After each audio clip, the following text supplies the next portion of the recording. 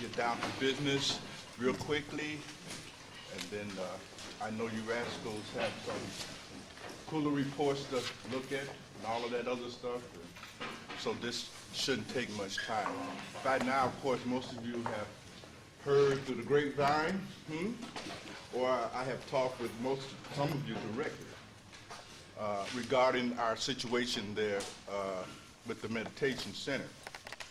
And like everything else, it too is impermanent. So hopefully this event drives home the teaching. Yeah. Just as it can go, your own home can go, your own body can go. What is good about this is that each and every one of you owned the center. It was actually your center with key and everything.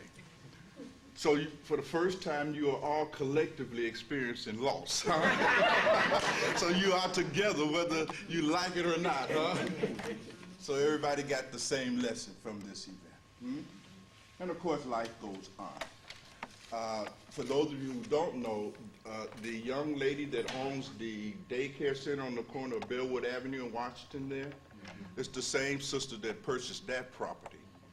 And based on what I've observed about her in the past, because I remember when that place was a medical center, and she totally rehabbed it into what it is now. And she did it in record time. So she's a good sister, hardworking, and I thought that in light of the fact that she would be putting a daycare center next door to us, and that comes with children, you know that, right? That it would probably not be something that would be conducive to the kind of atmosphere that we want and need in a meditation center. So we did not enter into any real contracted argument with her. We still have a one-year lease, but I thought it was not in our best interest or even in her best interest to be difficult in that moment and exert our legal rights to live out the balance of that lease. In light of the children being there, in addition, she was also, as I mentioned before, embarking on some extensive renovation, which means the whole roof has to be torn off. They're going to put on air conditioning units on the top. The whole heating system has to be changed in that place. The whole back end, we're stretching across the entire property, was built illegally. It comes to light, and all of that will have to be torn down. In fact, the garages will be demolished starting Monday. So those who have some tools still in the garage, I would like for you to get them out of there before next Sunday. We still have some time, but I did not want to waste any of it, okay? Since we have accepted the end of the meditation center, we may now quickly bury it and move forward, okay? So that's the situation there. Now, a lot of you have been kind enough to bring some of your personal household items to the center to beautify it, for which we are grateful. And I'm hoping that should you rascal decide to resurface, that you will be willing again to bring those same personal items and again make them a part of the meditation center. I've asked Primbani, where is Primbani? She's not here yet. But I've asked Primbani, since she's the meditation guru, right? The meditation center guru, so I've asked her to compile a list, inventorying and identifying where things are at so that when we resurface, we won't have to go through that ordeal. I asked her to give Bilal a list, for her to keep a list. So if I disappear in an accident, you all can keep right on rolling, okay? You know where everything is at, and we will be able to resurrect the meditation center. Now, a couple of other final things.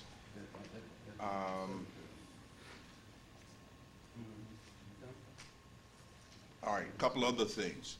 I've asked Brahmaji if he would take the ceiling fan and the shoe rack to disassemble them, package them.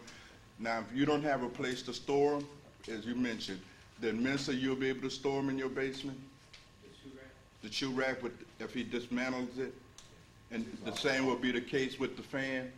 Also the staircase. And also the staircase to the Gotti. You'll be able to store all that, and then Brahmaji, would you assist him in making that transport over there? He'll need some help in all of that. We bear in mind that we would like to have all of this done by next Sunday. And next Sunday, we will have our final meeting at the I Center, okay? We'll have our final meeting there. Whoever was scheduled to give satsang will proceed and give satsang that day. And then afterward, if you all will permit me, I'd like to come and we all sit for the last time together. Is that fine? Thank you. All right, good. Excellent. So that's the plan.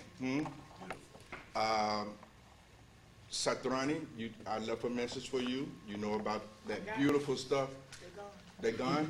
Good, because these rascals just mean in here, and they'll tear your stuff up, huh? Sahajananda, the live plants, you will take care of those for us. There's some artificial plants there too. If you want to and have room for them, you'll take care of the artificial plants as well. All right. Mahaseva, your fan in the back, you'll take that back and bring it back and give it to us again, let us use it. Acha. And the vacuum cleaner that you just recently purchased, you'll take care of that as well. And then that picture of the yogi, stretched out in meditation, that you were so inspired by, would you bring that back and also continue to inspire us? Okay, very good. Is there anything else that I'm missing? Bhakti Maji, your ladder, your wheelbarrow. And the air conditioner, I told. And the air conditioner. And if anybody in the Sangat needs the air conditioner this summer, they're welcome to use it. Anybody, well, they can contact you for that, can't they? All right, and we'll save a minute on that. And you'll be able to store it, Bhakti Maji, somewhere? You just took 10 years to clean your basement. Are we gonna start this all over again, huh? I'm sorry, you have your permission, huh? All right. Who wooden ladder is it in the furnace room? That's your wooden ladder? Yes, sir. That's your metal ladder in the garage as well? Oh, no, the metal ladder's mine, I'm sorry. Who owns the wooden ladder? Somebody owns the wooden ladder. Did we buy it, Bilal? We might have bought it. Kumari, I brought yours back, didn't I? You got your wooden ladder back? Going once, going twice? All right, Minister, you take the wooden ladder? I'll see that. It might be James Bond. Well, that's I don't know who that is. That's Ansars, I think. That's your vacuum cleaner, beloved? You'll take it? Okay. All right, good. That's Roger Vitter's wooden ladder? Okay, then would you like for Minister to store it? Okay. You all can work all this out, can't you? Is there anything else that I'm overlooking? Pranamaji, all the candles, all the beautiful, the incense, all of that, so forth and so on. Good. The tents from The tents, they're in the garage. Mensa, are you gonna take the tents home? I got the bag.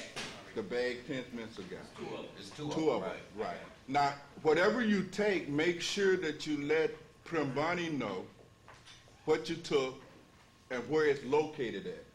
So again, if you all decide to resurface, would you like to resurface again? Would you like to try this again? You all did an extraordinary job in maintaining that center. It was beautiful, it was immaculate, you took real good care of it. And so I'm very, very proud and pleased with each and every one of you in here who contributed to the maintenance and the upkeep of the center. You all did an extraordinarily good job. Yes, beloved. Let's get those doors from the rear and the door that you put right there at the. You want to take those doors because they're going to have to, when they tear off the back, they're going to have to take the little door with the slats and put a real door up there. Right. So that slatted door. You know those doors. All right. Then Anuraji, you will take them down and coordinate their transportation over to Mensa's basement. Mensa basement is becoming the catch-all. What it does is save us the burden of storage. Right. So you will do that? Since it was your suggestion? All right. So whatever doors you want. I don't think we should take things like the lighting fixture in the washroom. Let's let that be there. We're not going to strip that. very beautiful and expensive paper off the wall. We're not gonna take up the carpet off the floor. Forgive us that Robert thinking he called us, but come on over there, we're gonna get that carpet. That's $1,000 or something because we want our money, huh? But I can't think of anything else. Is there anything else? With the tapes and videos, Ronnie Kamari has those, and the borrowing process still go on, the same process. Contact Damamaji if you want a video, or Damamaji, you may want to print the whole list now so that people can have them, since they won't be able to just walk in and see what they want, or we'll work that out. So between Damamaji and Bilal, you should still be able to get whatever videos that you were using out of the video library, so that will go on. Now, because we don't have that place anymore, therefore there's no need for you to continue to contribute the extra money that you were contributing for the payment and upkeep and maintenance and so forth. Yes, beloved? Master, we're gonna do this again, but it makes sense to keep doing that. Well, if we do it again, there will be some startup costs again, like if we're gonna carpet the place again, if we're gonna paper the place again, if we're gonna have to fix washrooms, renovate, put in floor. And I think something, just to do that little place, took about close to $5,000, believe it or not, just for the infrastructure, building out the wall, building all the benches, buying the woods, so forth and so on. So if you all wanted to do that, if you wanted to just continue that, then that would simply create a fund, and I won't have to jack up my credit card. So it's up to you. I'm perfectly willing to jack up my credit cards, though. Oh, yes, about Daraji, about the meeting, were you gonna say that? No, I was gonna ask about the cushion, I had two questions about cushions and, On the benches, beloved? Yeah. Yeah, take those. And what was the other one, the beloved? other question was, could we consider buying a place instead of Renting one? Well, I think you rascals certainly have demonstrated the commitment and ability to take care of whatever you get. And we can consider buying a place. But that would take a little bit more Yeah, it'd take some money and a lot longer to accumulate it, unless me and Bilal can bump our heads together and create some debt. Well, you're doing. So I would take that under advisory, and Bilal and I would sit and see what we can do about that. The idea is I do not want to burden the Sangat. Yes, I want to make this as comfortable and convenient as possible. Your sadhana is hard enough, you see. So I don't want to add any financial struggles on top of that. I begin all kinds of comments. I couldn't do my meditation because I was broke. I want to see those coming. So far, so good. Not going to I haven't seen that one yet, huh? But in any case, I will take that under advisory, beloved, and it is good to know that you all are willing to go to the next level if that is something that is made possible. The regular Sunday satsangs is the most critical thing in this whole process. And Bhadraji has been kind enough to offer her house as a temporary meeting place for those regular satsangs that have been going on for a year or so at the meditation center. Would you all be agreeable to that? Yes. And treat her home like you would treat the meditation center, with great love, great respect, and so forth and so on? Because that's quite a gesture. I really appreciate it, but it will be temporary. My plans are that I will ask Rani Kumari to start scouting, and we will find another place where we can have those Sunday meetings so that you all could continue to perfect the art of giving each other the benefit of your wisdom and experience on the path. Yes, Anasana? Master, could we possibly have it on the south side this time? But she is on the south side. No, I'm talking about meditation Oh, center. when we set up I the said- final one? Okay, how many would like to go south this time? Who don't give a damn? All right, since most of you don't give a damn, then I'll see about finding something on the south side. I'm thinking of a nice place with facilities, a hotel, like we used to use the the Carlton Hotel in Oak Park. I've used that for many occasions. Someplace nice and where you won't be disturbed and there won't be people just wandering in and out, because you're gonna wanna sit, just like you've been doing. Give side song and sit. And so you want a kind of place where there's gonna be that kind of atmosphere. So I wanna keep that in mind too. So if you know some places, give me a call and suggest them to me that will meet that criteria. Okay, well, I'll be driving around the city, so I'll Okay. keep my eye open. Keep your eyes open, beloved. I went incidentally to this, there was a Buddhist center on Michigan. I don't know, is it Wabash now? I don't know if you're familiar with the Sakai Gai. Beautiful new building built on the property that used to house the Coliseum, but they don't rent any space. But that's an ideal spot. It's beautiful, it's parking, but they just don't rent. Yes, Bhakti Maj? Who did you say would be looking, because I have some information I could pass on to. Check with Ronnie Kamari. I want you all just feed into Ronnie Kamari on any alternative place where we can hold our regular Sunday satsangs. Yes? With the monthly saver, Mm-hmm. we're gonna continue that at each other's houses now? Yes, you continue that at each other's houses now because you won't have the center as an alternative. And you can't go about Raji house. You know what I mean? So you see, there's limitations imposed there. Is there anything else that we should be discussing that I haven't touched upon pertaining to the shutting down of the center? Any questions? The boom box, Gurudasa, that's your boom box? Yeah, All right, I was leaving it until after Sunday. so after that- Sunday, all right, and then it can resurface over Bhadraji Place on those Sundays that you all still want to play your music, so forth? Is that right? You got all your wall decorations and so forth? Okay. All right. Yes, beloved? So I can be clear on the timeline, we have all this week to move whatever. Yes, it is. yes. We have all of this week, starting from today until next Sunday. And the sooner the better, because they will be demolishing the garage. That's gonna start Monday, This Monday. tomorrow. And her workers there, since we did not challenge her legally to maintain our space, then she can accelerate her own plans, which was to knock out all the walls anyway, and make it one continuous center.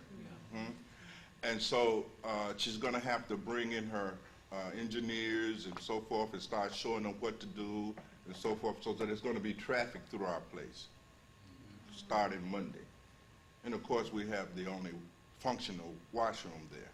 So you can imagine if you got a crew of 5 or 6 brothers. You know what I mean? So I don't want your stuff in there.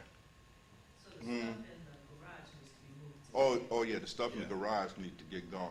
If you press for relocating it, beloved, sit it in our back area, cause that area has been cleared. But bear in mind that that whole addition is gonna be taken off, so it can't sit there, but a hot minute. Plus, you don't want your items to come up stolen, because again, you got contractors and hired help coming in there. See, we can't guarantee anything. Stuff disappears, especially things like tools, because these are contractors. So you know about The that. meditation gear. Your meditation gear can stay there, I think, until next Sunday. Or if you can take it now and just bring it back because we're gonna meet one more time there before we shut it down. So that's your call. The meditation gear is portable. Now, the little sayings on the wall, stay in the process, there's a few of them. First come, first served. So whoever, you already took them? Oh, God. Okay, well, see Brother Kamari if you want one of those. I don't know how many it is. It's 3 of them. So if you need some kind of memento, please do not cut up the carpets, please do not tear paper off the walls, and so forth and so on.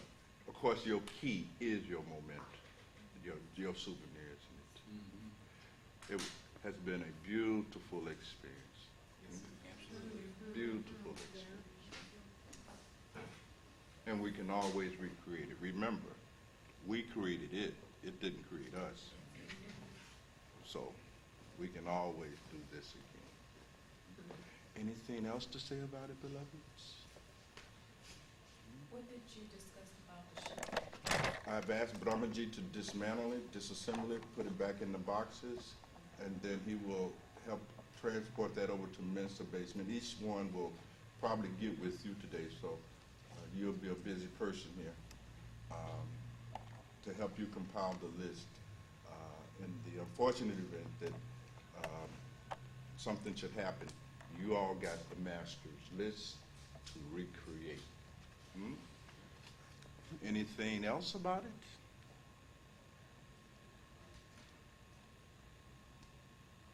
Anything I've overlooked?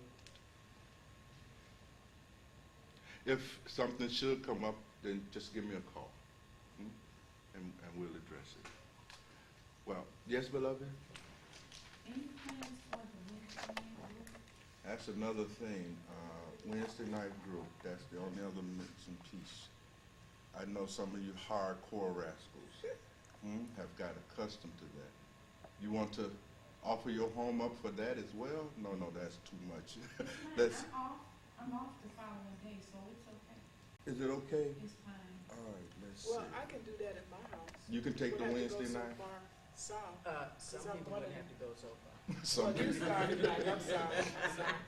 I will, let's let Sadrani do that. I don't want to overburden you. You're doing enough. Just making your home available to us each Sunday at the normal appointed time to have satsang and to sit and meditate. Sadrani, then, you will take the Wednesday night for city. That's a small group anyway, so your place should be able to accommodate that. Anything else, beloveds? Anything else about it?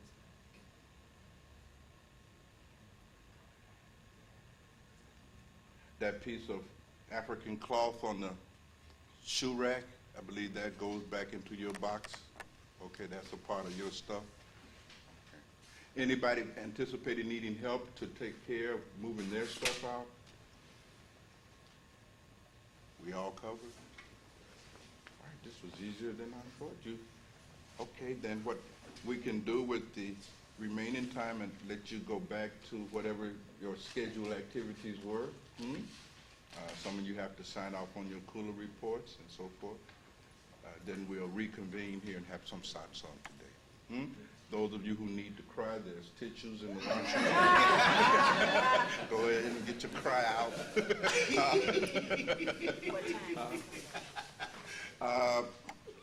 Well, I'm out here now. I think I can run by and holler at my mom for a minute, and then I'll come back. By that time, you all should be finished signing off on your cooler reports and all of that other stuff. All right.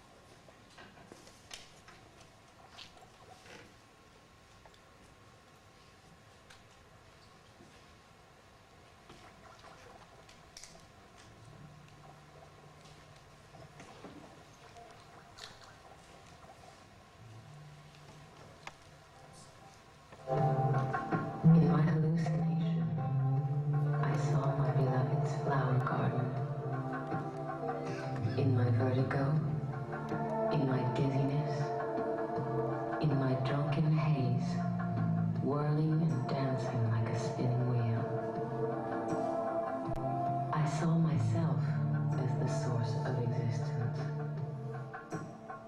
I was there in the beginning, and I was the spirit of love. Now I am sober. There is only the hangover and the memory of love, and only the sorrow. I yearn for happiness. I ask for help. I want mercy. And my love says, look at me and hear me, because I am here just for that.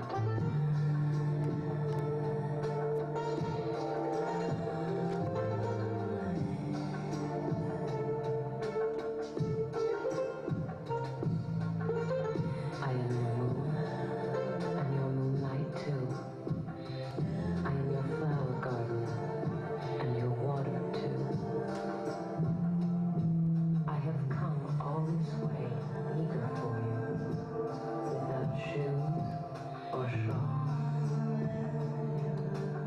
I want you to laugh, to kill all your worries, to love you, to nourish you. Oh, sweet bitterness, I will soothe you and heal you. I will bring you roses. I too have been covered with thorns.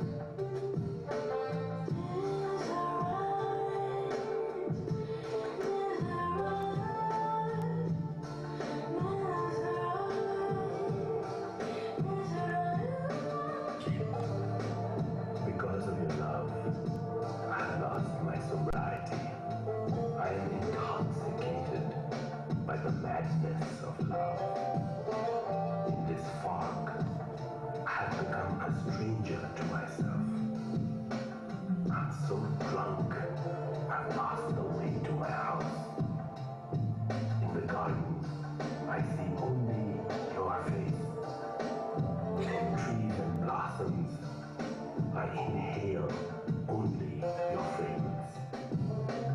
Drunk with the ecstasy of love, I can no longer tell the difference between drunkard and drink, between lover and beloved.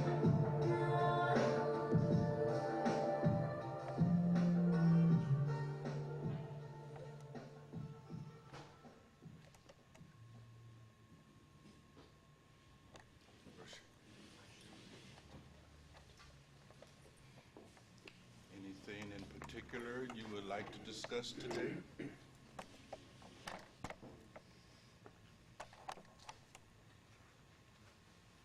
Or consider? We can spend a little time looking into it.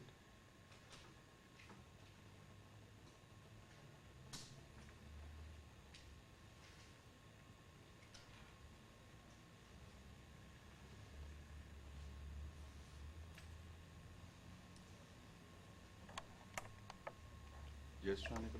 I was talking to someone the other night, and we were talking about some of the recent considerations we're giving, and when we look at things and say that we want to change, how are we going to really change? How can we really make the change after, taking a good look at ourselves? Gotcha. Many things have to be understood about this process of transformation. And the first thing is that there's really no roadmap. What replaces the roadmap is grace. Once you have really made up your heart and mind that you wish to devote your life to spiritual growth and development, once you have made spiritual growth and development your primary goal and purpose of life, your work is done. The universe takes over from there, and it makes a way for you. But that grace will only make a way for you if your heart and mind are really, really dedicated to spiritual development and growth. Hence, it is this kind of making up of one heart and mind that is always the foundation of spiritual life and sadhana. There can't be any authentic spiritual life and living in the sadhana that is associated with it unless and until this fundamental decision has been made. Perhaps nothing in the universe respects us more than God. And God is simply never going to impose itself on you. Hence, it has always been called a path of love. You must invite the beloved into your life. The beloved is not going to impose at all. And that invitation comes in the form of our own decision, made out of our own experience of free will, that of all of the possibilities for my life and living, all of the options that I have, that I can devote my lifetime and my living to accomplish, from amongst all of those possibilities, I choose you, Lord.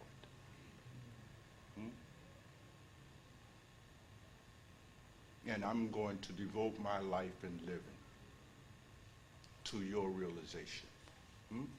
When the heart has taken such a asana, has adopted such a posture and position, then the whole universe conspires to bring that goal to fruition.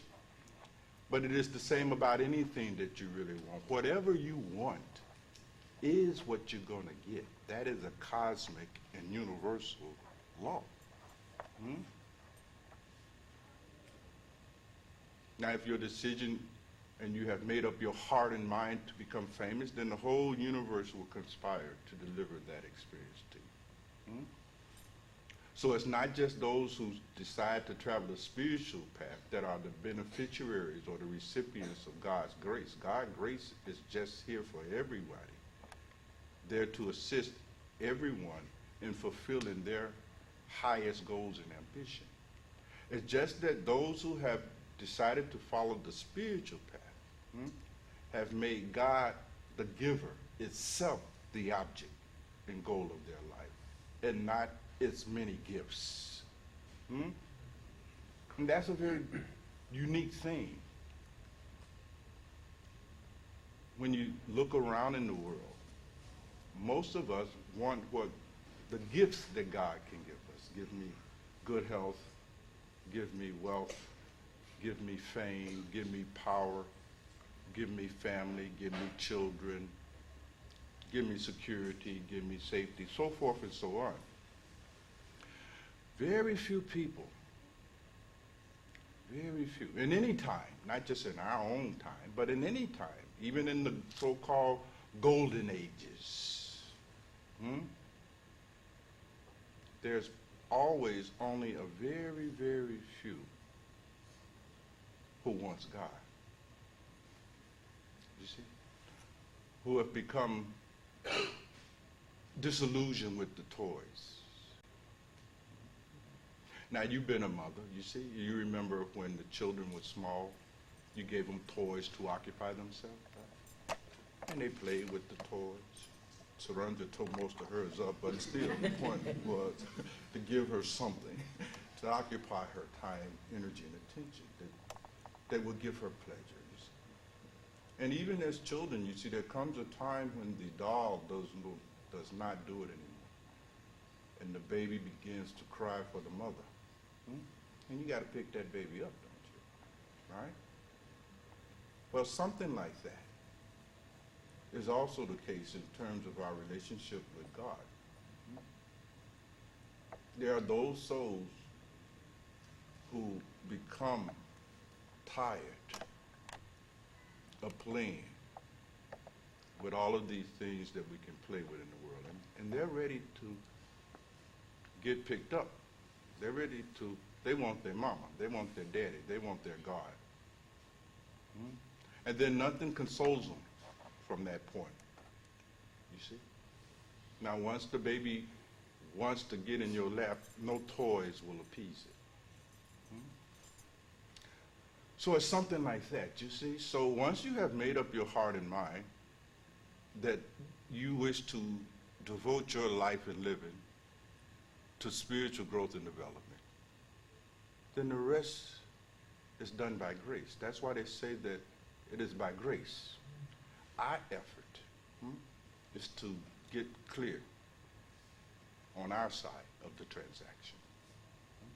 So you must really put that question to yourself. Is spiritual growth and development your primary goal and the purpose for which you, out of your own free will use your life? And you can't gloss it. You cannot gloss it. And if your answer to that question is yes, Lord, then the rest happens by grace. It is never the case that your answer to that question is yes and the help is not there. That does not happen. So it's easy to be clear about the matter in one's own personal case, isn't it? On the one hand, you can't be professing to want spiritual development and growth as the primary thing to accomplish in this life, and not at the same time be receiving all of that help to bring the fruition of that goal to be. Doesn't work like that. Now, are there some hindrances? Yes. And that is one of the considerations that I have offered you all to consider. Once the heart has been made up, still there are hindrances. These hindrances are inherent in the process of transformation because you have been a certain way for this whole lifetime, nay, for many lifetimes that you have no recollection of. The impact of the way you lived in those lifetimes is still in your mind. Your mind still has all of the habits that it has accumulated over a vast expanse of time. So the momentum of those mental and emotional habits are still here. So they have to be struggled against. These hindrances are there for everybody. Even the most sincere and committed spiritual aspirant still must deal with the hindrances. You see, very often we have a wrong notion about the spiritual process, that it's going to be a piece of cake, that it won't involve any real ordeal, any real struggle. But that simply is not so, is it? And so we're looking for a way to change without having to change. It's that kind of dilemma that confronts most of us, isn't it? How to change, but not too much, that I lose the sense of who I am. My personality mustn't get disturbed, but I do want to change, right? Well, that proposition is untenable.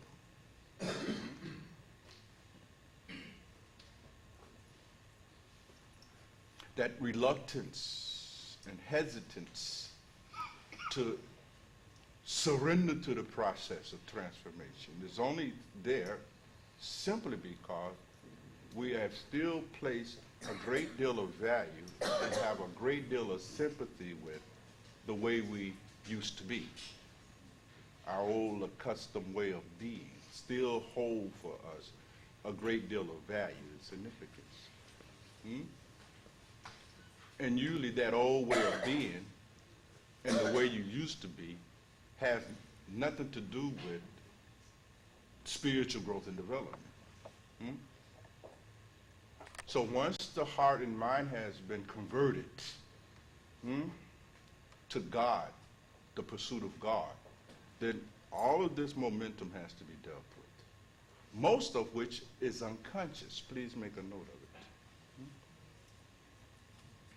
it. It's only at the time when you actually enter into sadhana, into the actual practice now, sitting here comfortably on our chairs, that all of us can do armchair sadhana. You know what I mean? But when you're really confronted with real sadhana, when the alarm clock goes off, that's a whole nother story now.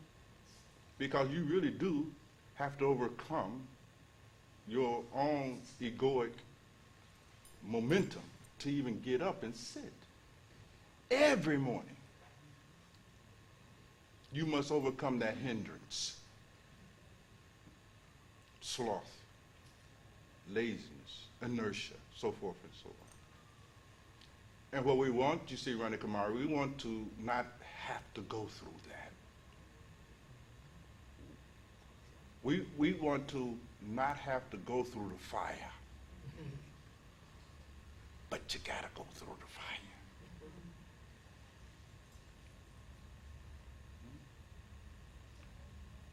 So when we say, I really want to change, but I can't, what one is confessing in that moment is that one's unwillingness and lack of courage to go through that fire. There is no other way to purify your mind of all of its old accustomed ways, all of which are counterproductive to the fulfillment of your spiritual ambitions.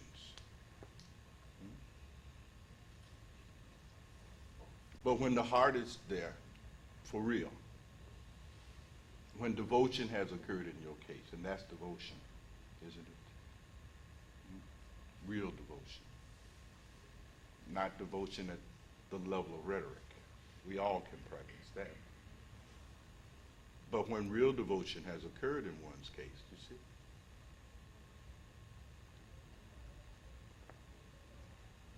then God, you see, has to take care of you and bring you home. That's the law of the universe, you see.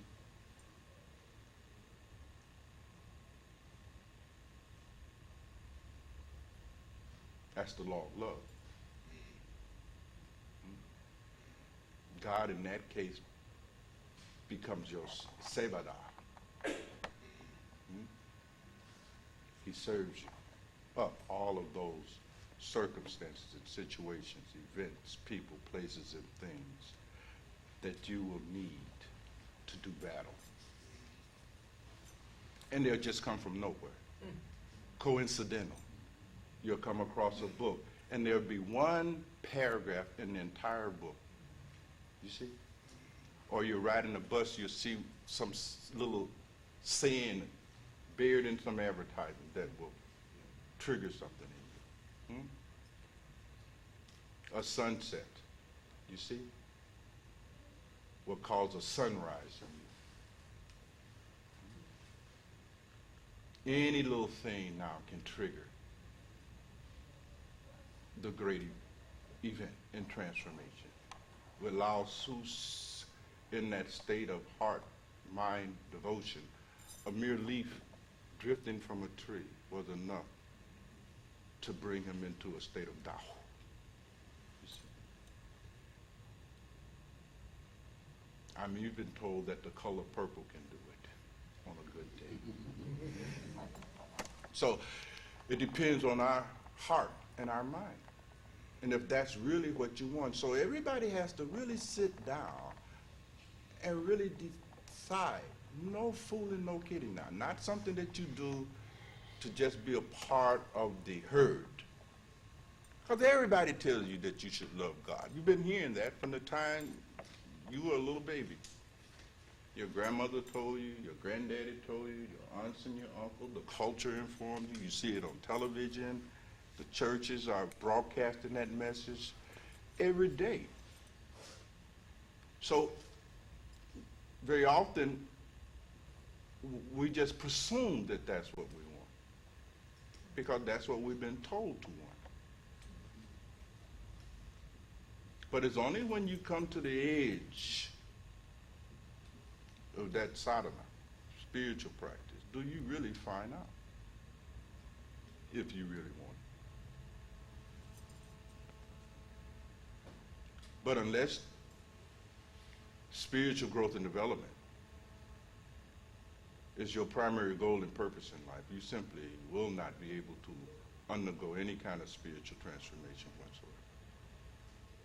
No book, no tapes, no meetings like these, none of this is a substitute for or an alternative to your own heart in this process. It's got to be real. And as I've already said, very few people really want God. Very, very, and I mean very few. And the question is, do you want it? So you have to go sit with that. You have to enter into that.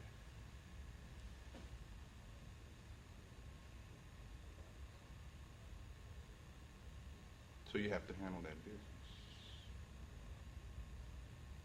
Cannot be in a mechanical approach.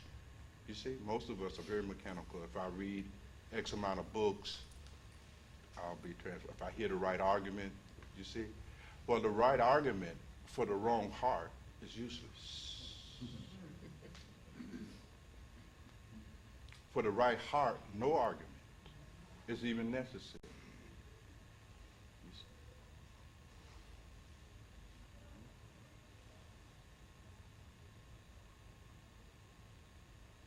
One is simply moved from within.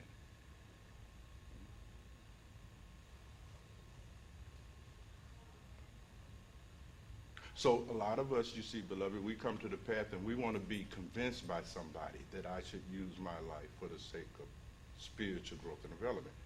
You want somebody to argue you into that disposition.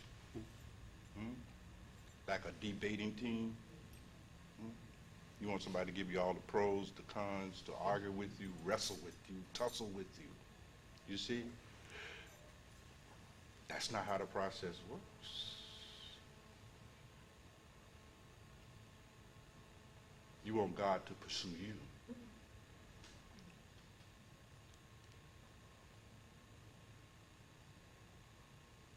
But whoever heard of a river going to a thirsty person? The thirsty person must come to the river. God is not going to pursue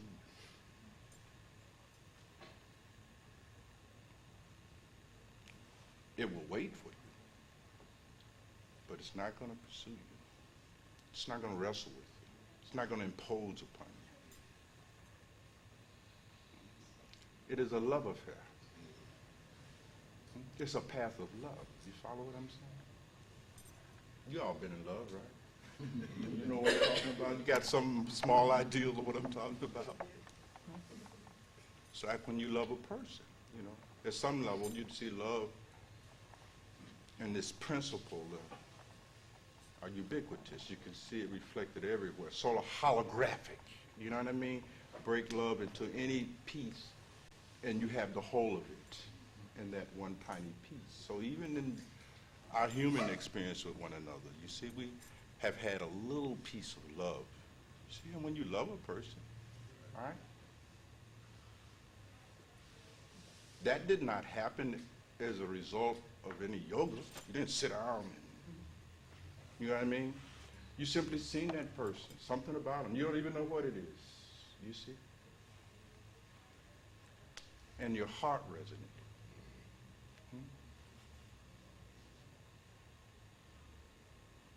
And you fell in love.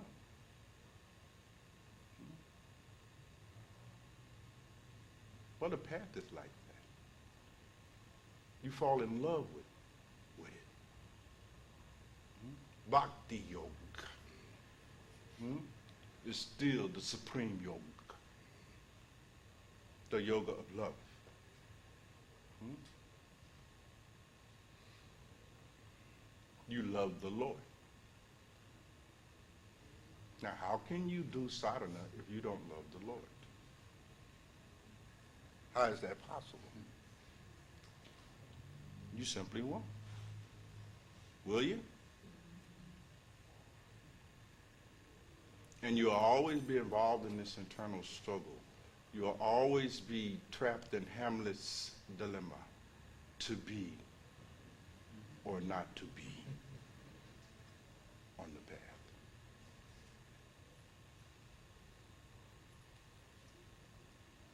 You will always be in that posture. Hmm? And you will always be struggling with that. And in that struggle, you will simply turn into a quagmire, a puddle. So you have to really sit with this thing.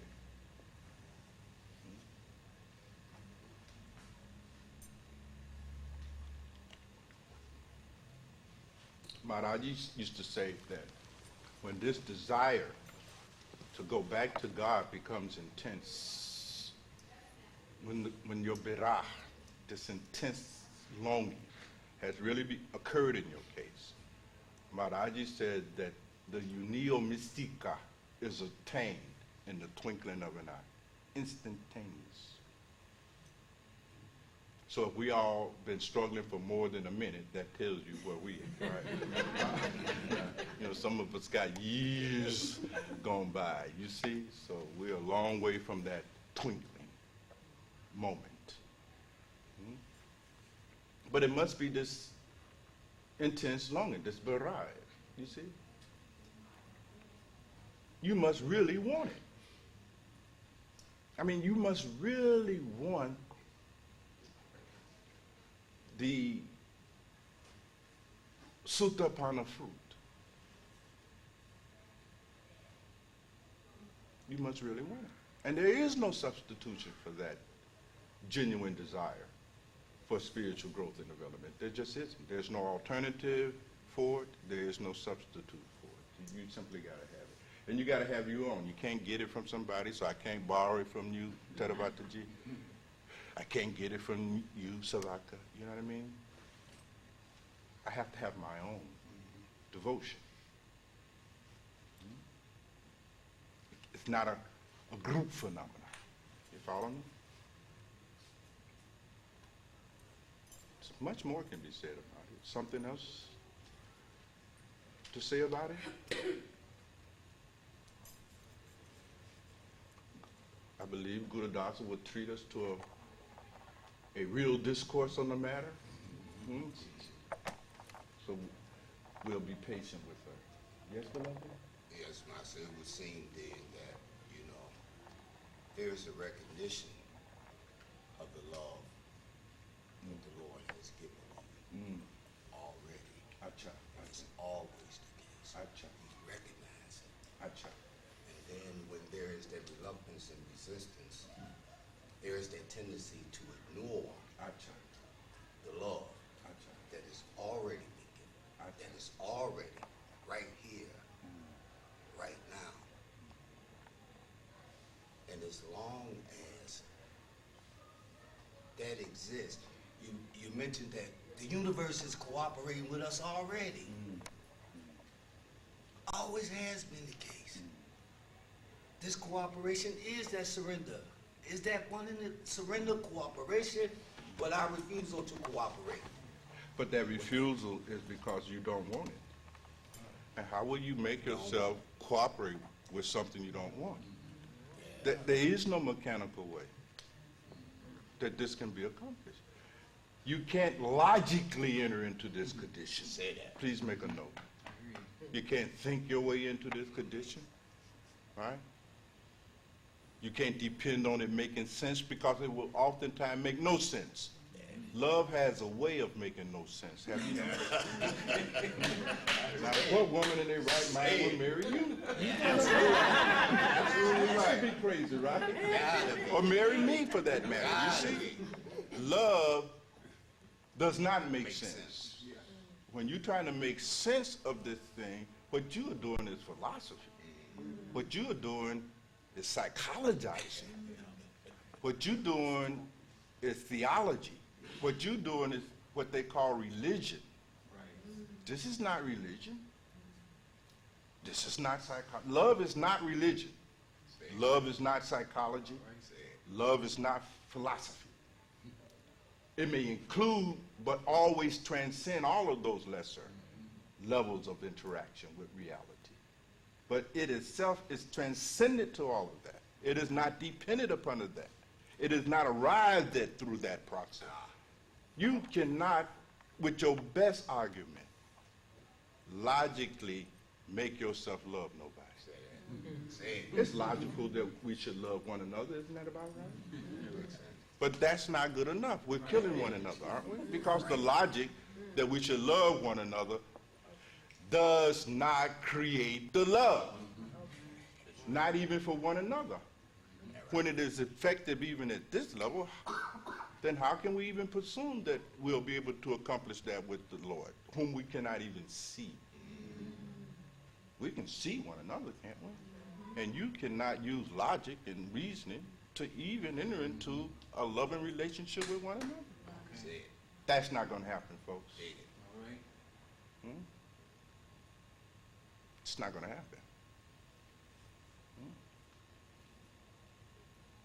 Very few. I mean, when you really ponder this matter, you see, you can't get around it. You really got to sit down. And you got to do more than merely think about this.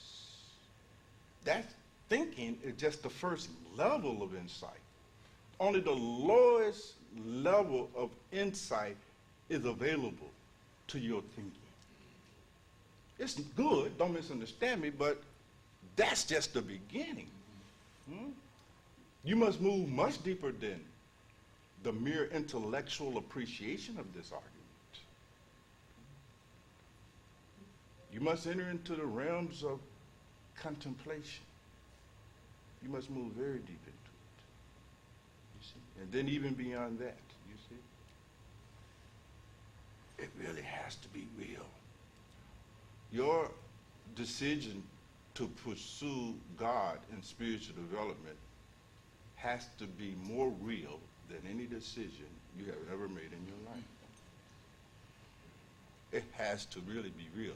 One should not feel compelled to do it. One should not feel intimidated to do it. One should not feel pressured by the people around them to do it. It has to be free of all of that. It must be an act of pure free will to work. It must come out of your own free will. So you see, sometimes, well, you have the experience of having free will. You see, from God's point of view, we have no free will. But from the human point of view, you do have free will. Free will is created by our ignorance of all of the factors that determine our choice. In any given moment when we choose to do this or that, to choose to do A or B, there are all kinds of underlying factors, conditioning, that is forcing that decision, that outcome. Even at the level of your neurology, you've been wired, you see? But at this level of the ego, you have no knowledge of all of those forces and factors. You don't know anything about your samskaras. You have no recall about your past life and the life before that and the life before that. You simply do not have any idea of all of those forces that converges in your decision to have coffee or tea. And because of that ignorance, you have the experience that you had of choice in the matter. But you don't. But you cannot take that position because you're not looking from the level where God is at. So I used to always say, presume that you got free will. Because that is what makes you a responsible individual. Otherwise, you become a fatalist. You follow me? And even if you try to say logically that I don't have free will, you will still have the feeling that you have free will. because logic is not that which will destroy that feeling in you. Enlightenment and real attainment is what overrides and shuts down the felt sense of free will. You can't think yourself into such a liberation. Try it. You've been trying. But you can't get there through thinking. You think all you want. Oh, I don't have free will. You think all you want. Oh, I'm not the body. I'm not the mind. I'm not the emotion. And once you finish all of that, you still feel just like you the body, and you are the emotions, and you are the mind. Because you have not moved anywhere. You can't think and reason yourself through the spiritual process of transformation. Please make a note, Ronnie Kamari, for yourself and the rest of you who have the same dilemma that she has presented us with should do similar. You're not going to think yourself or reason yourself or emote yourself. You're not going to cry yourself into a state of enlightenment. So all you crybabies, house full of crybabies, right? It ain't going to work. And you karma yogis who want to do everything with your body, yeah, it's not going to work. You can't get this like that. It don't work that way. You must really enter into the ordeal, as given. And you will only do that if you really want it. You see?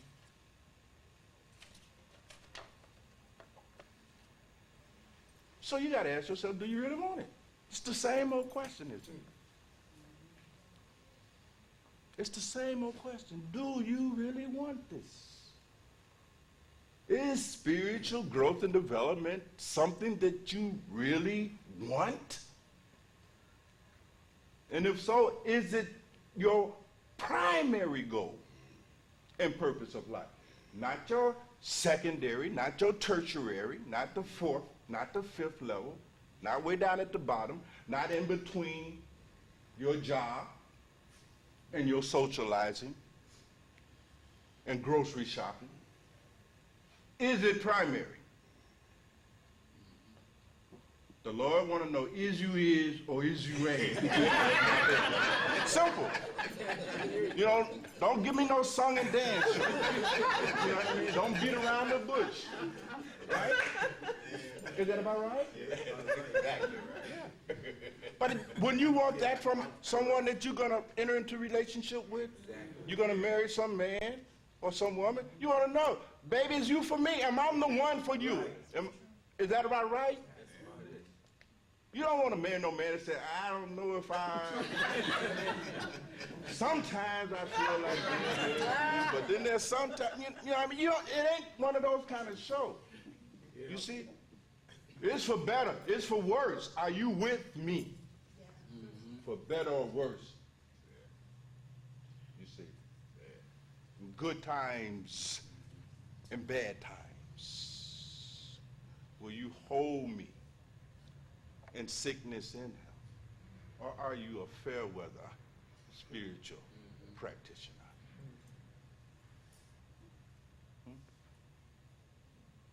And you have to look at that.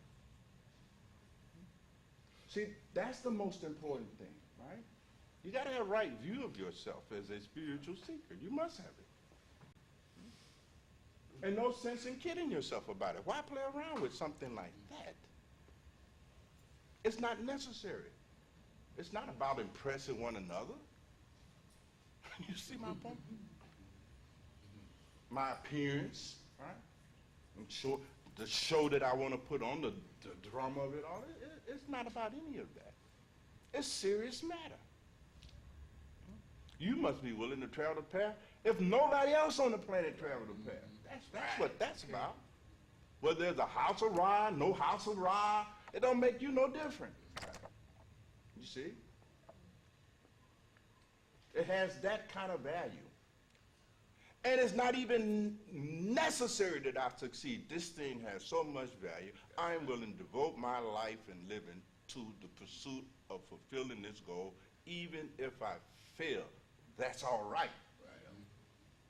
I'd rather fail at this than to succeed at anything else. You understand what I'm talking about? I do. I swear I do. Some of my gonna get you. That's what Cooler Mason. Now, you remember, you got Cooler Mason there. You're gonna hear all of this. I'm gonna hear all of this on the cooler tape. All right. Okay. I'm gonna let your Cooler Mason determine the truth of that statement. All right. I'll let them do that. I got my help in here. But you see, that's what we have to do, isn't it, beloved? That's what you have to really decide. And that's what you have to really determine. So it's like Romy was saying in the song that just played, you see? And all mystics have said the same thing. This is a matter of heart. This is the heart Dhamma. The Heart Sutra, teachings of the heart.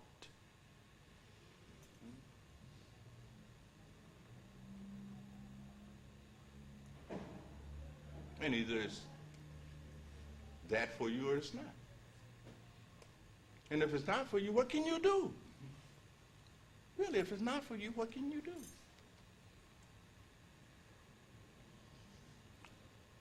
The masters used to always say that the Lord gives us this bhakti as a gift. The Lord gives you the love for himself. That is something that is gifted. That's why I say very few people have been gifted with real bhakti.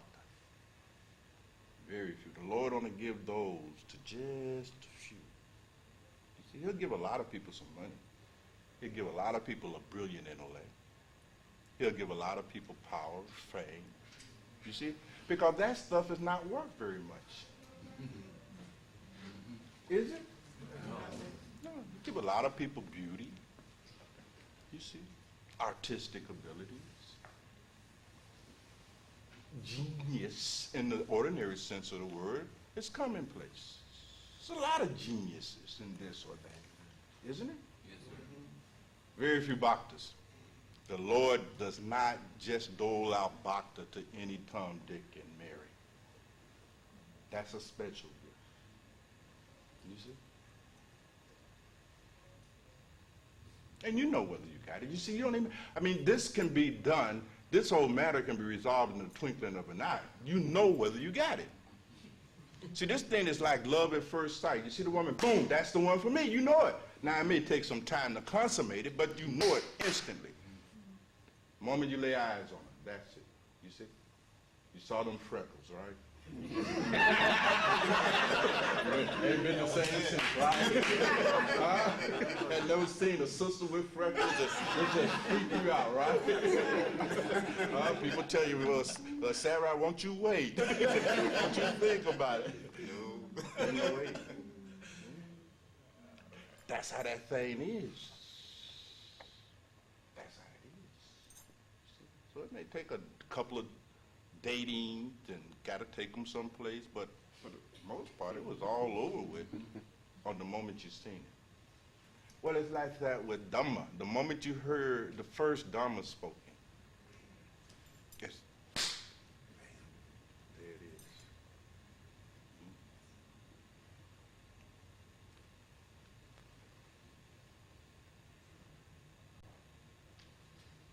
There was one incident in the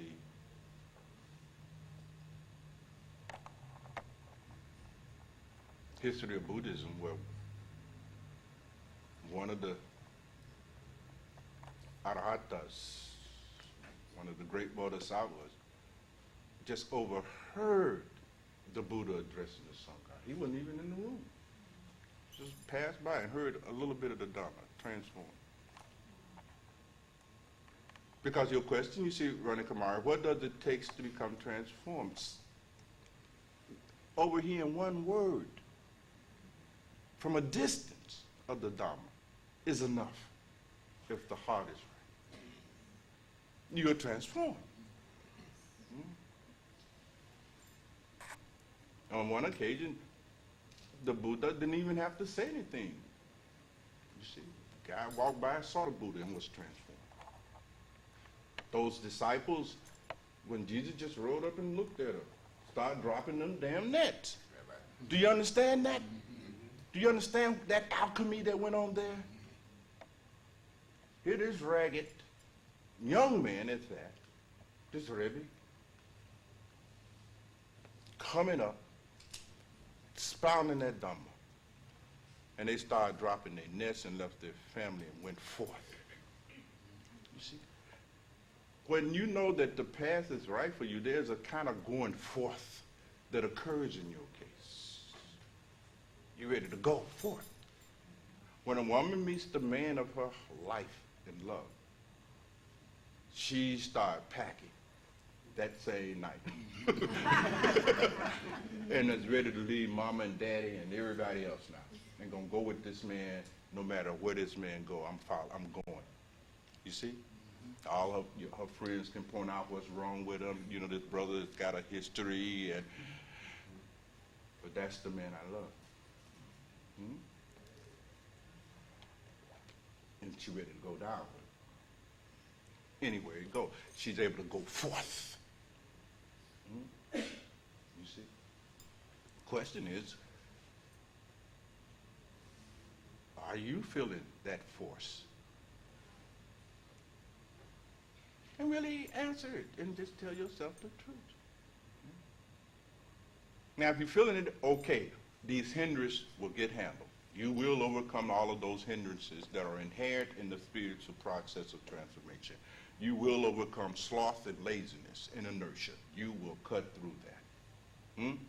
Sloth, inertia, and laziness is not going to disappear from your sadhana.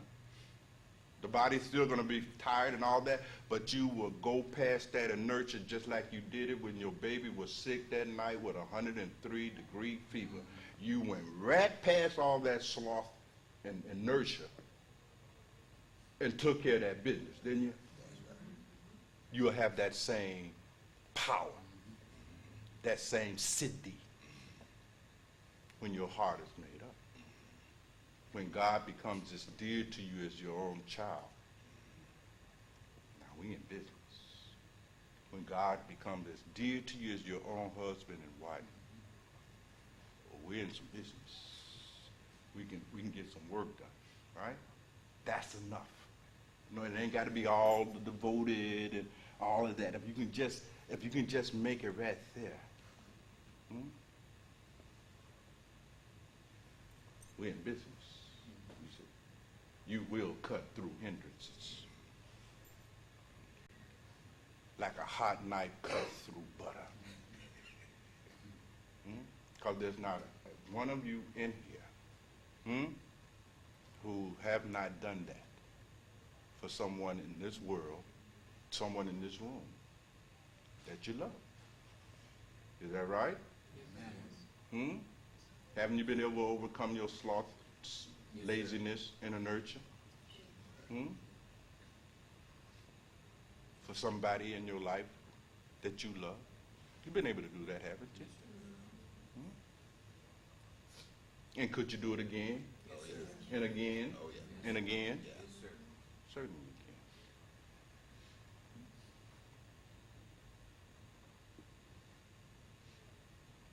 can. So it is with all of them. But the inertia, the hindrances, the challenges will be there. You got a body. You have a human physical body. It runs off of food, you see, and it runs out of energy. It will get tired. But you thought you weren't going to get tired? I mean, really. Because you always, every time you come out, I was so tired, but what I'm saying, well, don't they know they're going to get tired? These are physical bodies. This thing don't run on perpetual energy. You're going to get tired. You eat some food, it creates some energy. You use that energy for labor and locomotion and to do your work, and then it depletes its energy. That's simple biology. What are you talking about? I'm tired. I was so tired at 3 o'clock. Yeah, I like that. So, what else is new? been tired at 3 o'clock for years. This ain't just started happening because you on the Is it something I ate? Is it something I need to read? And how do I come to a point where I'm never tired at 3 o'clock? There is nothing. You cut through it by the force of love, force of heart. That is what cuts through that. And so it is with all the other hindrances. Yes, you got doubt. Sure, you got it. But that force of love cuts through doubt. You see? The doubt cannot block the impact of faith. Faith shatters it, cuts through it. You see? Busts through it. But you're going to have doubt. How can you not have doubt until you have had the experience? Yeah. Amen. Doubt is inherent in your condition. Please make a note. Okay. Is that about right? All right. If you are egoic and unenlightened and without the experience of all of this stuff, then there's got to be doubt. And some fear and all of that. Yes. That is the human condition. That is the starting point where your sadhana begins. You got that. Okay. Now the question is, can you cut through that? All right. And you can only do that if you really want this. When you really have made spiritual growth and development your primary, and underscore primary, goal and purpose in life, that kind of concentration of will cuts through all hindrances like a laser cuts through steel. See, this light in this thing here, diffused as it is weak. But if we simply took just the light energy, the photon energy here, condense it, turn it into a laser, it will slice through the floor, slice through this wall. We can cut this whole roof off. Amen. With the same energy when it is concentrated. Love concentrates the mind. Right. And this concentrated will All right. that is love cuts through all of the hindrance. That's why the master said, unless you have love, you cannot succeed on the path. There is no substitute for or alternative to bhakta. You must become bhakta. You must have love. All the intellectual comprehension of the Dhamma is not equal to 1 ounce of love. You can understand the Dhamma perfectly, and you can do no practice. Now that's the real deal. You people understand Dhamma, you give beautiful talk. We got records of it. And I don't mean just superficial talk. You people can really expound the Dhamma profoundly, deep. I mean really deep. You got the intellectual grasp and comprehension of the Dhamma down. But you can't do no practice because that takes love. And you can't cultivate no love reading no books and listening to no tapes and memorizing no teachings. You got to open your heart, and you got to take some risks because love is full of risks. That's why very few people can attain a state of love, because they can't function under that level of risk. Love is risky business. When you expose your heart, that heart is subject to get broken and shattered into 1,000 pieces. Yes, that's possible, yes. But if you don't open it up, then there is no possibility. At least open-hearted, there's a possibility, you see. close it. No possibility whatsoever. So that's always the biggest barrier.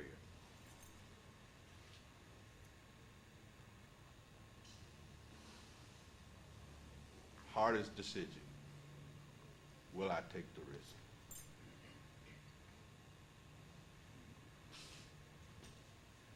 Because you may come up empty-handed. True. True. You might devote your whole life, all your energy to the pursuit of God, self-realization, spiritual development, so forth and so on, and come up empty-handed. True. Possible. Can happen. Has happened.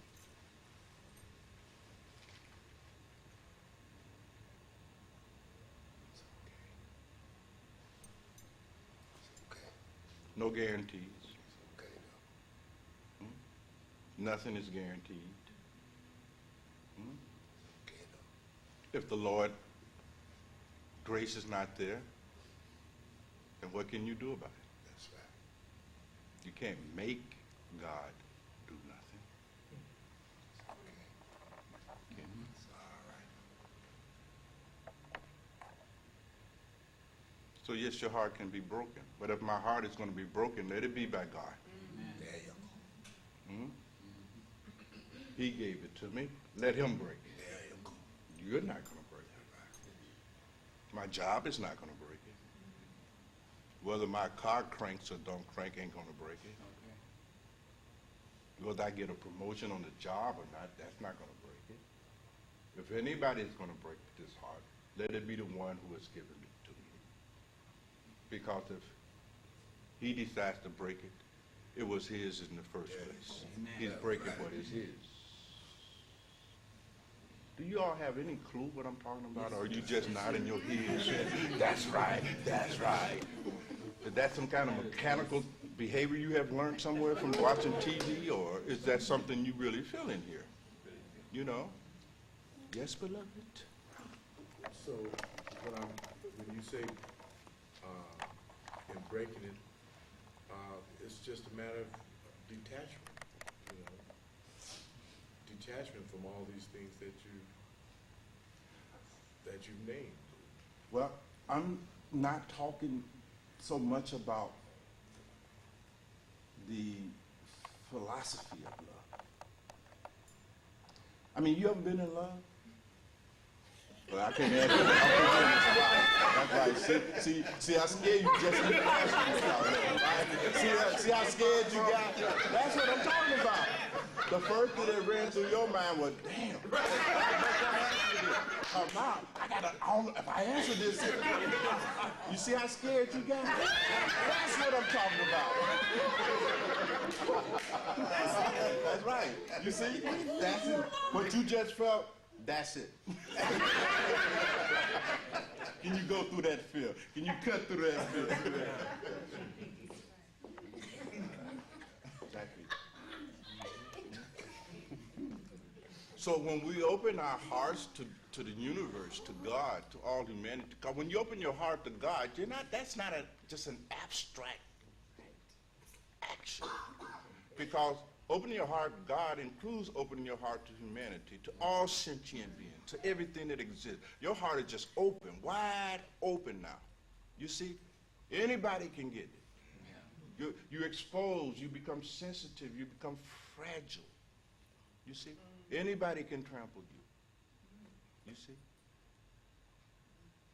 that's the crucifixion that you run the risk of undergoing. Because the heart is open now, you see. Not to some theological concept, some abstract thing, but to humanity, to everything. And your heart is just there to be trampled, right? That's dangerous. Spiritual life is dangerous. Make a note. And most of us don't have that kind of courage to live that dangerously. most people are spiritual punks. Now, that's just the truth. You're a punk. And you can't live that dangerously. Jesus could live that dangerously. Buddha could use that dangerously. Right? Dadu, Kabir, Mahavir, Muhammad, so forth and so on. These people could live that dangerous spiritual way of life. You can't. Yes, beloved? You beloved teacher, may I ask a question? When you speak of love, are you speaking of inner love or outer love? And when you speak of heart, do you speak of the heart of within of you, within man? And when you speak of God, are you speaking of God within man or within self or out of self? All of the above. Because God is both in and out. In fact, there's only God. Hmm? But there is not that dualism. It's not a division between inner and outer anymore. It disappears. The very state of love disappears that duality. You see, there is no distinction made anymore. There's union. Hmm? There's oneness. So you speak of the self. You speak of course, you speak of the self because the self is God as well. Exactly. Aren't you as much God as Buddha? Correct. Not one iota less. Aren't you as much made of the stuff of God as Muhammad? Yes. Sure you are, right? And not one iota less. And it's the same with everybody else and everything else. Hmm?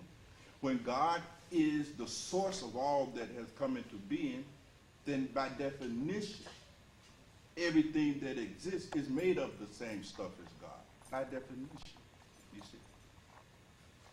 And one is just becoming open to all of that now, you see. You're really ready to really get out there now, you see. It's a whole different world. That's what the realm of the ecstatics. You know about the ecstatics? There's a level of mysticism and spiritual life and living that can only be engaged by those who have been called the ecstatics, right? Those who are in ecstasy.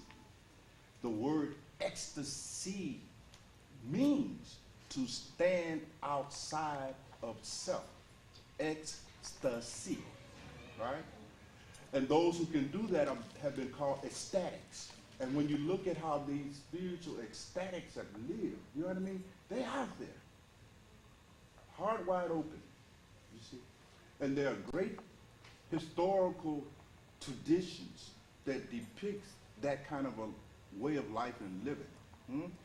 There are the bhikkhus in Buddhism, the Digambharas in Jainism, the rishis and munis in Hinduism and so forth and so on, you see.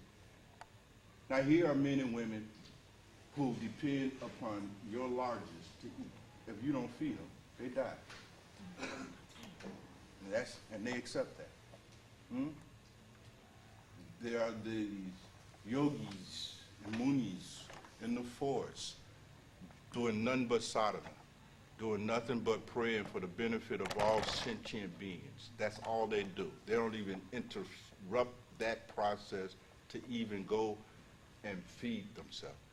And if somebody don't come out there in the forest and bring them something to eat, they are resolved to sit there and pray themselves to death. They make themselves totally dependent and given over to. You see? And they can be cheated, lied to. You follow what I'm saying? All of these become possible for us. And for the ego, see, that's terrifying. You see? Because that's exactly what you're trying to do. You don't want nobody to hurt your feelings. Is that about right? Yes. Close. Guard it. Because if I open up a little bit, you may hurt my feelings. You can't forgive those who hurt your feelings. You guard them. You don't possess the requisite spirituality for that kind of way of life and living, rooted in forgiveness. You follow me? So there are risks when you're in love. So our talk today comes closer to poetry than philosophy. You know what I mean? And even poetry can barely contain it. But it's the only form of language that we have as human beings that can reflect a little bit of the flavor of the teachings on love. You see my point? But be forewarned, even the best poetry fails to capture it because it's a whole nother thing. You know, what words do you use to describe what you feel about your mama? Now, is there some word that captures that? You see? It can't be summed up, can it? No. You see? It's hard to even give somebody an explanation why you go and see that little woman. You see my point? Hard to explain. Why you love your children when the bastard out there selling drugs. It's hard. Why you love your son? He's a drug dealer. But you don't understand, that's my son. That is a relationship that is transcendent to morality. Amen. Ethics. You know what I'm talking Yes, about. sir, don't I you, sure brother? do. That's your boy. That's right.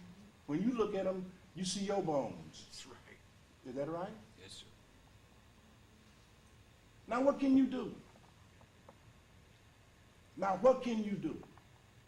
Love makes you helpless. Make a note. That's how you know you're in love. Because you're helpless. You're helpless.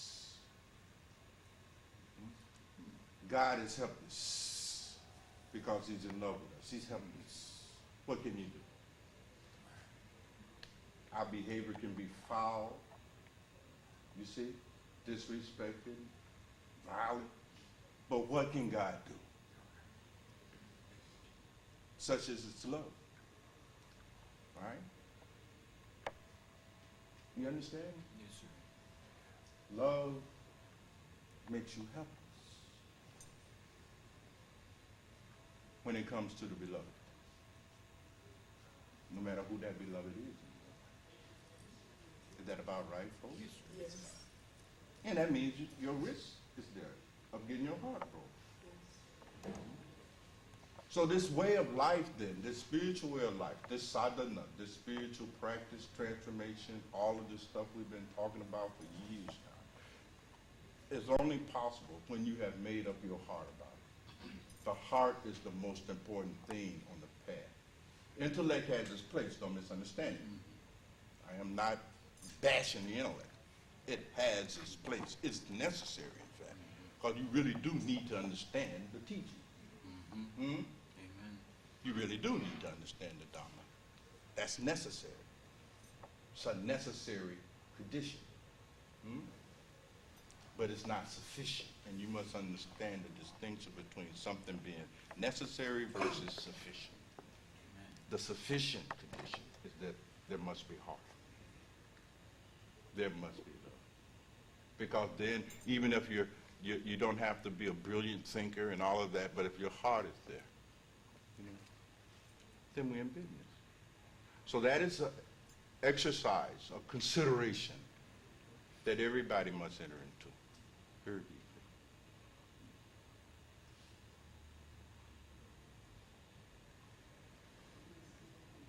Now I think what we will do, did you have a question, beloved? So when we open our heart, that goes into the realm of that selfish, letting go of self, being selfless, and that Yeah. going That- to the yes. to that heart wrist and really opening up, because right now, and I'm saying my condition, I do want to hold and not open. I want to open, but then I'll take it back if it come to a step. So Right. living Which really recklessly. means what? Translated into cooler talk. Translated into cooler talk, it means that you really don't want to let go. It's really that simple. And that's all right.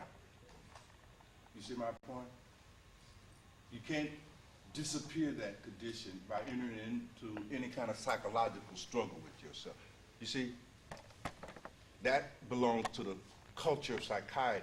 That's where you get into the struggle with oneself. You get into a psychological struggle with your own mind, and you will always fail to bring about any genuine transformation. To enter into psychological struggle results perhaps in an improved ego, but you're ego. You're still fundamentally the same thing. You just change clothes. That's all. It's a horizontal movement. It's not vertical. You see. You're involved in psychological struggles. Psychological analysis, psychotherapy.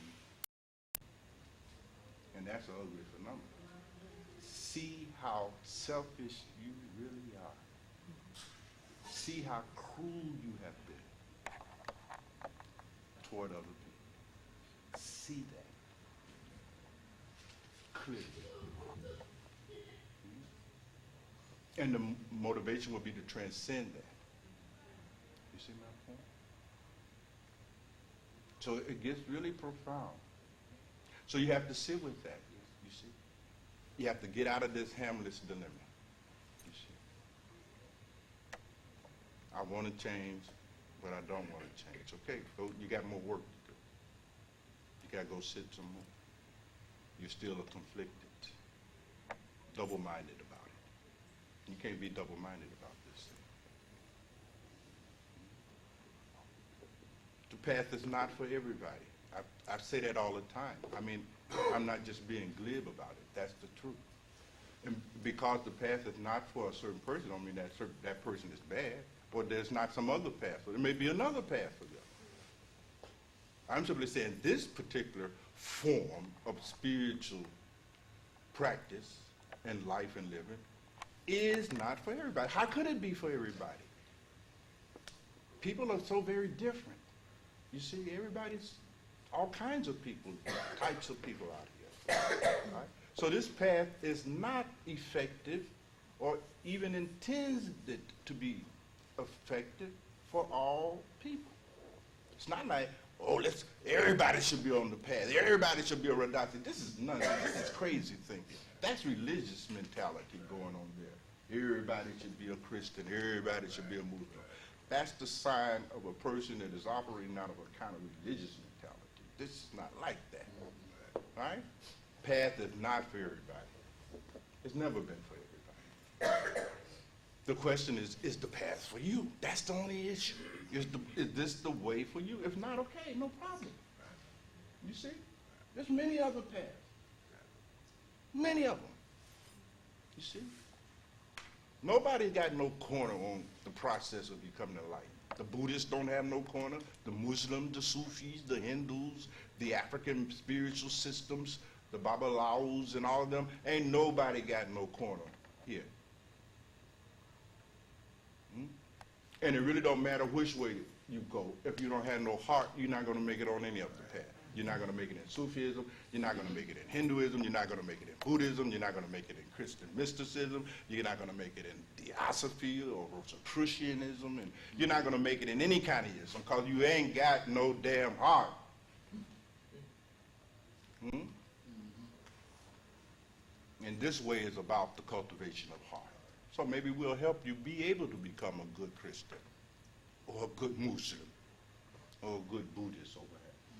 Because wherever you go in the spiritual arena, you're going to have this love. Without it, you're not going to make it. It's really that simple. So you have to sit with that, my beloved. Now, Siddhanta, you can have the last word. Was covered, beloved? Now we have just a little business, so if you will indulge me for a moment more. And I have been asked by Aladasa if I would give her a pusti. For those of you who, she can come here.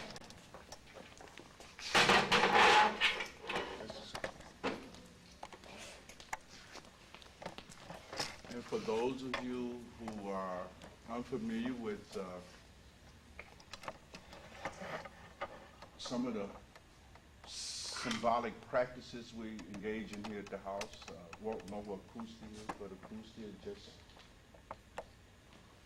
a device, a means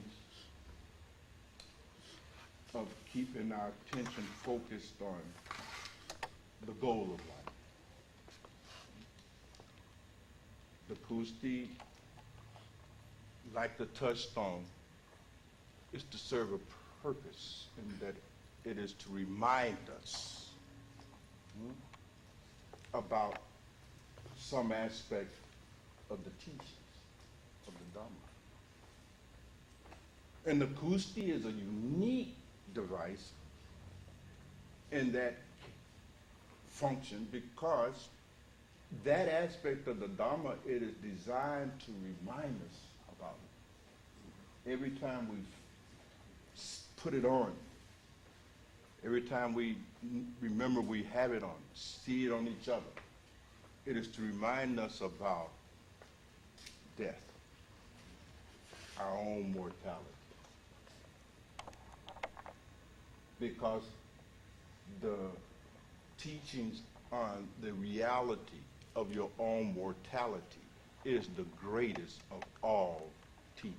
See, there's many teachings that can be included under the umbrella of Dhamma, spiritual teachings. And they can run from anything from diet to how many universes, you see, have come into being. But of all of those baskets of teaching, the greatest one in that basket is death. And more specifically, your own inevitable death.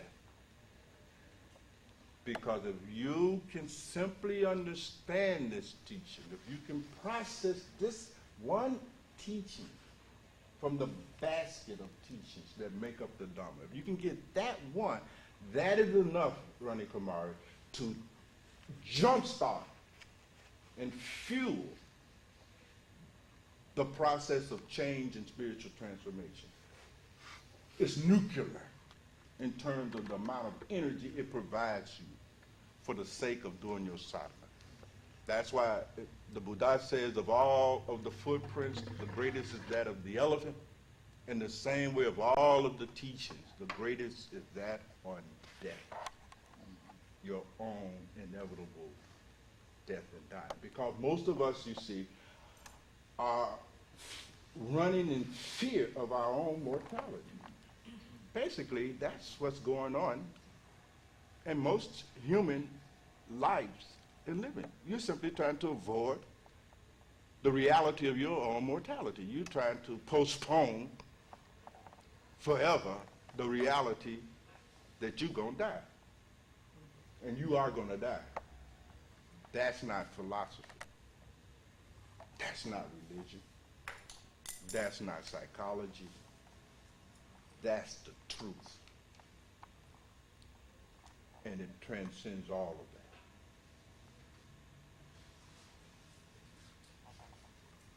that. And when you are able to really understand that, it transforms you.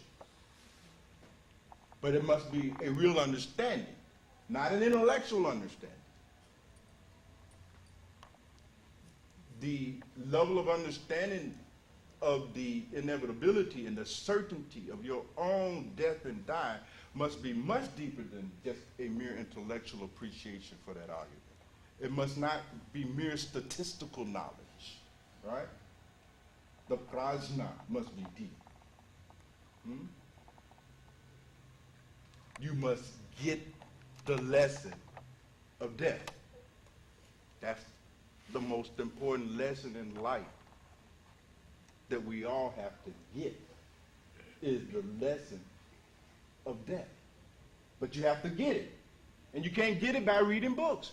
You can't even get it by us talking about it. You see? You have to really, really move deep into that teaching for most of us, we're going to need some help. And thank God the universe is such that it's going to give you some help because it's going to send you a bunch of reminders of your own mortality. You just got to get lucky enough to catch one soon enough to get you serious. The earlier the better. You follow me? When death come close to you. Now, I don't know how many of you in here who have that kind of grace happen to you. I know some of you have. I know I have. You see, sitting in front of my own house in the late or early 80s, rather, with a gun.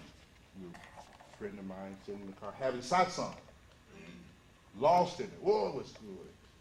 We didn't even see the burglar coming. Gazed and we were, you see, into the wee hours of the night. Decided to sit out in this car because that way it wouldn't disturb the wife and the kids. There would be no interference. Just pure satsang. And up along the side of the car came two robbers, each with a gun, one to my friend's head, one to my head. And I don't know if you ever had a gun to your head with it cocked by a guy on whose breath you could smell all kinds of liquor, reefer. Because you know the robber person got to get all hyped up. How many strong arm artists you got? If you ever robbed a person, you know what I'm talking about, right? You got to get hyped up for that because that's dangerous work. You don't know if this guy got a gun. You don't know if the cop's gonna see. So you got to get all souped up to go out and stick up somebody, right? You need courage, or a drink. So with the gun pointed to the head, right? I know this man is crazy, right? But there was a sudden stillness in that moment. I got it, the point then. When death begins to become very real, suddenly there's a stillness. If you're lucky. Now my friend with the gun to his head was still talking. Come on, brother, you know, we black people, we shouldn't do this to each other. And the guy's telling him, shut up, MF, shut up, MF. I mean, if he had kept talking, you know, he was gonna get both of us killed. I hushed him and said, damn the eye. You know, shut up. You on the path? You know what we're supposed to do. Get your Simran going. Get him the Simran, get him the process. So I'm sitting there, right? And strangely enough, very calm. You see, very calm. You see, doing Simran.